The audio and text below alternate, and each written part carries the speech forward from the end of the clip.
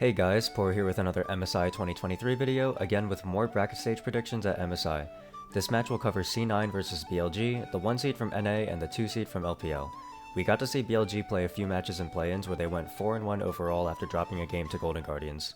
C9 had an interesting season as they played the first 4 weeks with mid laner Diplex going 7-2.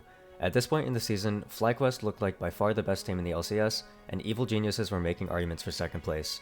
C9 then decided to swap out Diplex for MNS, and after a shaky first game from the new mid laner, C9 then proceeded to dominate the league as the uncontested best team.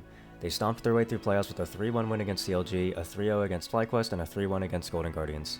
In the top lane is Fudge, a player originally from Oceania who's considered the best top in LCS. He plays mainly carries domestically, but had a poor showing on said carry picks in Worlds 2022. Fudge did take a step back from carries this split though, showing strong performances on Kassanti, Sion, Gragas, and other utility picks. He still plays plenty of volatile matchups like Fiora, Olaf, Jax, Jace, Kennen, and any carry counterpick he can get his hands on, so don't be surprised to see those come out. In the jungle is Blaber, who, again, is currently considered the best jungler in the LCS. Blaber is known for playing on the limits of his champions, going for plays that he has to mechanically execute down to the auto attack. It doesn't always work, but it's important to know that he isn't afraid to go for a play where the outcome relies on his mechanics. While Blaber did play the 4 standard junglers usually seen in this meta, he also slipped in many other picks like Elise, Poppy, Lee Sin, Nocturne, and even Rengar. It's important to note that while he has no Olaf games this split, Olaf is usually his signature champion. If the pick is open, it could definitely be flex top or jungle. In the mid lane is MNS, a superstar prodigy from Korea who peaked rank 1 in EU West solo queue, and supposedly also peaked rank 1 in Korea, although I haven't found the sources for that one quite yet. MNS has had issues with toxicity on his prior teams, but he's shown up big time for Cloud9 so far despite the rumors surrounding him beforehand. His signature pick is LeBlanc, and he also plays other carries like Jace and Yone. If he's forced onto a control mage, his go-to pick is Orianna. Other than that, his control mage play has looked a bit sketchy at times, with his debut having him go 0-6 on Victor as an example. At ADC is Berserker, the young Korean who came to Cloud9 from T1 Challengers. Berserker has been the focal point of C9 for many of their team comps, as he plays a lot of hyper carry champions and is known for his great mechanics. He also showed an interest in Varus priority during playoffs though, so watch out for that. Then we have Zven, who had a successful career as an ADC and then role swapped to support to stay with Cloud9. Berserker also wanted Zven to stay on Cloud9 as his support in this most recent offseason, showing that this is a duo who works well together both in and out of game. Zven was originally criticized for not being able to play engage supports, and this meta did not exactly help him break that stigma due to Kerio shifting the meta to marksman supports.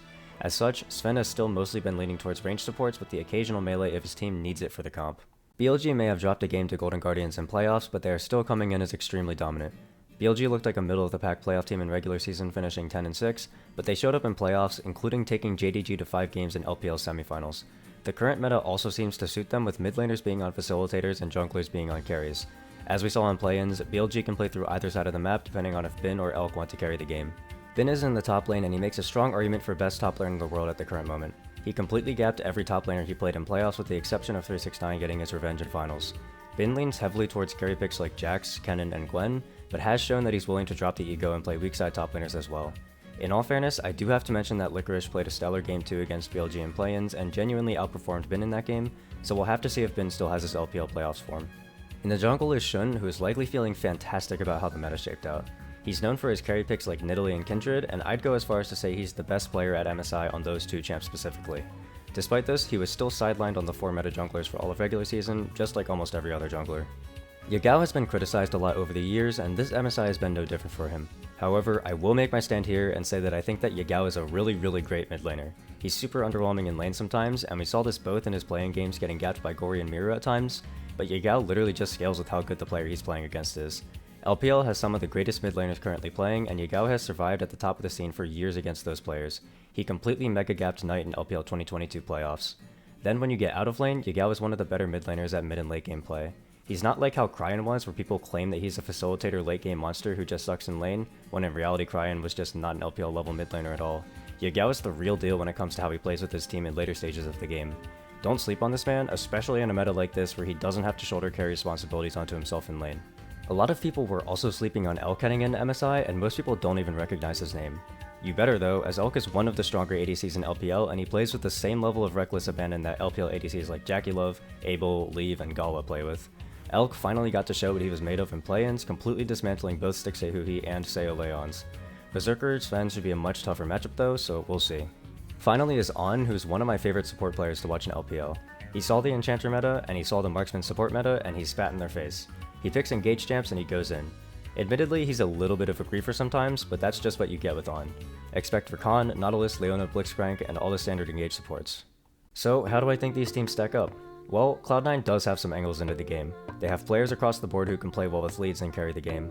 If Yagao continues to underperform in lane, MNS might find a way to blow through. Fudge is the best top laner LCS has to offer, so maybe he can hold the line against Bin, or even get counter picks to win the lane.